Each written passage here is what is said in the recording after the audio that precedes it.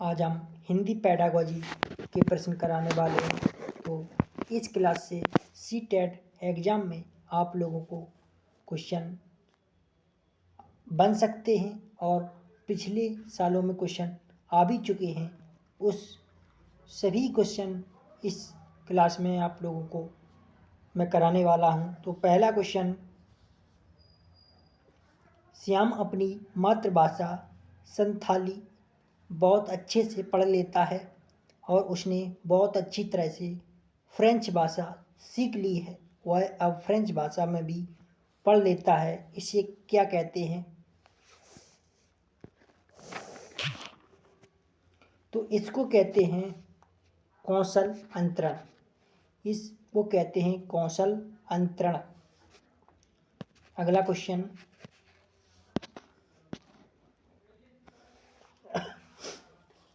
भाषा में सहजता से क्या तात्पर्य है?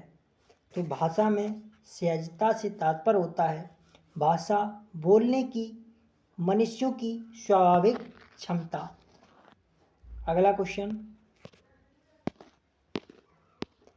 कक्षा 6 की अध्यापिका अपनी कक्षा के विद्यार्थियों को 5-5 के समूह में बांटती है और 3 महीने तक साथ-साथ काम करने के लिए कार्य देती है।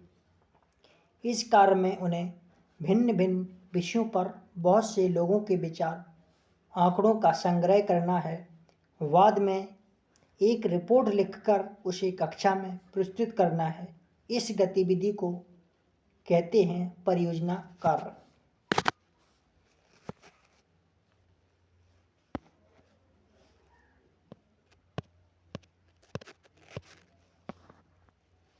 इसको कहते हैं परियोजना कार्य। अगला क्वेश्चन, सामग्रियों द्वारा दिए गए निवेश अवसर किस प्रकार ग्राह्य हो सकते हैं? तो यह हो सकते हैं शिक्षार्थी उद्देश्यों को ध्यान में रखते हुए समझ के साथ संदर्भ भाषा का प्रयोग करते हैं। अगला क्वेश्चन, निम्नलिखित में से कौन सी टॉप डाउन श्रवण प्रक्रियाएं हैं और कौन सी बॉटम अप प्रक्रियाएं हैं? मुख्य बिंदु को जानने के लिए अनुमान लगाने, निष्कर्ष निकालने, सारांशीकरण करने के लिए सुनना, विशिष्ट बारीकियां जैसे शब्द और खंड आदि के लिए सुनना। तो बॉटम अप प्रक्रिया तथा डाउन प्रक्रिया है। अगला क्वेश्चन,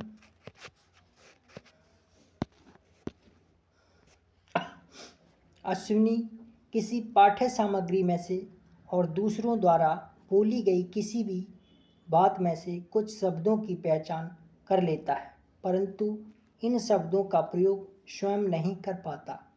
इन शब्दों को किस श्रेणी में रखेंगे? तो इनको रखेंगे निष्क्रिय शब्द संपदा। अगला क्वेश्चन,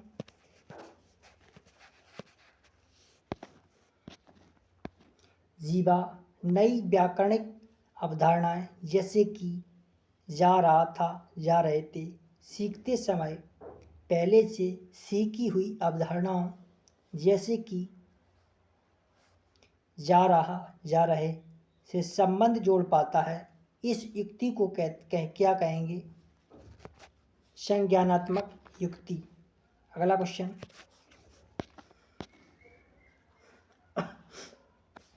नीचे दी गई गतिविधि पर ध्यान दें। शिक्षार्थियों को समाचार पत्र से मौसम की रिपोर्ट पढ़ने के लिए कहा गया और शहरों के मौसम को एक सप्ताह या उस दिन विशेष के मौसम का विश्लेषण करने के लिए कहा गया। शिक्षार्थी समूची कक्षा में प्रस्तुत करने के लिए समूह में कार्य करते और विश्लेषण करते। इस कार्य में भाषा अधिगम की कौन सी युक्ति शामिल है?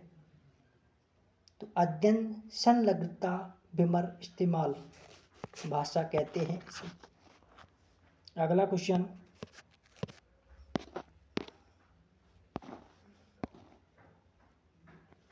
भारती नामक अध्यापिका कक्षा 8 के शिक्षार्थियों की गलतियों को नोट करती जाती है और सप्ताह में एक बार शिक्षार्थियों से इन पर चर्चा करती है और गलतियों पर उनका ध्यान आकर्षित करती है और यह भी बताती है कि गलतियाँ कैसे हुई होगी। वह शिक्षार्थियों को अपने गलतियों पर चिंतन मनन करने के लिए भी वह क्या कर रही है, तो वह प्रतिपुष्टि देना, इसको कहते हैं प्रतिपुष्टि देना। अगला क्वेश्चन,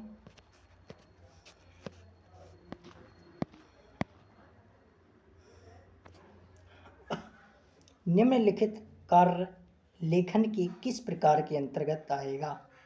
कल्पना करें कि कहानी में आप एक पात्र हैं। अपनी भावनाएं बताने के लिए अपने मित्र को पत्र लिखें। एक्स्ट्रा पॉलिटिव लेखन कहते हैं, इसको कहते हैं एक्स्ट्रा पॉलिटिव लेखन। अगला क्वेश्चन, राष्ट्रीय शिक्षा नीति 2020 किसकी अध्ययन की अनुशंसा करती है? तो यह घर की भाषा, मातृभाषा, दूसरी भारतीय भाषा, विदेशी भाषा, शास्त्रीय भाषा। अगला क्वेश्चन, पाठ्य सामग्री की प्रमाणिकता क्या है? तो पाठ्य सामग्री की प्रमाणिकता होती है किसी संदर्भ तथा प्राकृतिक भाषा प्रयोग से उपजी पाठ्य सामग्री। अगला क्वेश्चन, कौन सी गतिविधि पोर्टफोलियो आकलन से संबंधित है? अध्यापक शिक्षार्थियों के अधिगम के प्रत्येक चरण के बारे में टिप्पणी लिखते हैं और उसका रिकॉर्ड रखते हैं। अगला क्वेश्चन, एक अध्यापक कक्षा 8 के विद्यार्थियों को 10 वाक्यों का एक अनुच्छेद पढ़कर सुनाती है और उन्हें ध्यान से सुनने के लिए कहती है। शिक्षार्थियों से कहा जाता है कि वे श्रवण के आधार पर इस अनुच्छेद को पुनः लिखें। अनुच्छेद में आए शब्दों और वाक्यों को उसी तरह से लिखने की ज़रूरत है। उन्हें अनुच्छेद के अर्थ को ध्यान में रखना है। इस गतिविधि को क्या कहते हैं? तो अनुच्छेद श्रुतलेख। अगला क्वेश्चन, एक अनुच्छेद में से हर पंक्ति में छठे या सातवें शब्द के बाद एक शब्द या वाक्यांश हटा दिया जाता है, तो इसको क्लोज परीक्षण कहते हैं। अगला क्वेश्चन, प्रथम भाषा अर्जन के लिए कौन सा सही है? यह प्राकृतिक रूप से अर्जित की जाती है। अगला क्वेश्चन, निकटस्थ विकास का क्षेत्र शब्दावली किससे संबंधित है? तो यह सामाजिक सांस्कृतिक संदर्भ से संबंधित होती है। अगला क्वेश्चन, निपुण भारत अभियान का उद्देश्य है कि बच्चे पठन तथा लेखन में निपुणता अवश्य प्राप्त कर लें जब बच्चे कक्षा 3 में पहुंच जाएं। अगला क्वेश्चन, भाषा में ध्वनि की सबसे छोटी अर्थपूर्ण इकाई होती है स्वनिम। अगला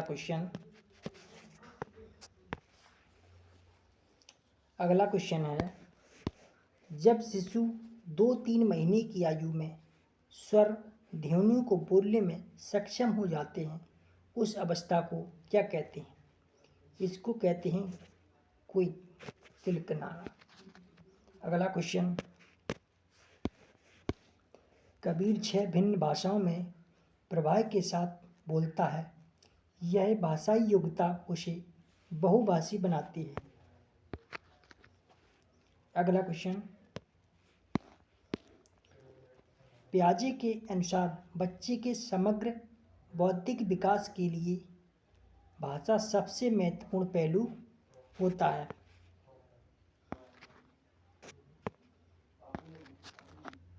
अगला क्वेश्चन,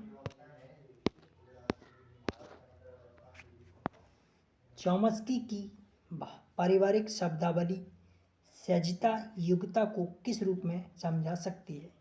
भाषा अर्जन उपकरण। अगला क्वेश्चन, प्रथम भाषा अर्जन क्या है? प्राकृतिक प्रक्रिया।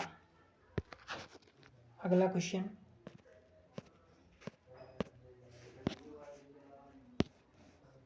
ऐसा कक्षा जहां बच्चे अपनी मातृभाषा से शुरुआत करते हैं तथा उसके बाद उन्हें अतिरिक्त भाषाओं का शिक्षण दिया जाता है, वह क्या कहलाती है?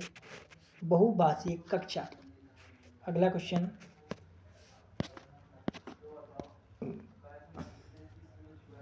किसी एक विचार को औपचारिक तरीके से संप्रेषित किया जाता है, फिर उसी विचार को अनौपचारिक तरीके से संप्रेषित किया जाता है। एक भाषिका वक्ता इस स्थिति को क्या कहेंगे? कोड बदलना, कोड स्विचिंग। अगला क्वेश्चन, नोम चॉम्स्की समर्थन करते हैं सभी संस्कृतियों में भाषा अधिगम का प्रतिरूप अधिकांशतः एक जैसा है। अगला क्वेश्चन, नोम चॉम्स्की के सिद्धांत के अनुसार हम सभी इस सहजात समझ के साथ जन्म लेते हैं कि भाषा कैसे कार्य करती है। इसको सार्वभौमिक व्याकरण कहते हैं। अगला क्वेश्चन, बहुभाषिक की शिक्षा एक ऐसी प्रक्रिया है जिसमें शिक्षार्थी विद्यालय में अतिरिक्त भाषा सीखने से पहले अपनी मातृभाषा से शुरुआत करते हैं। अगला क्वेश्चन,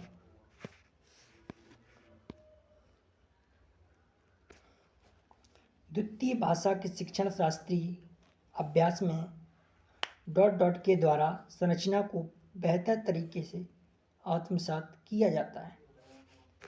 रोचक विषय सामग्री के साथ अर्थपूर्ण अंतःक्रिया से। तो आप लोग चैनल को सब्सक्राइब कर लेना। चैनल का नाम है अनुष्का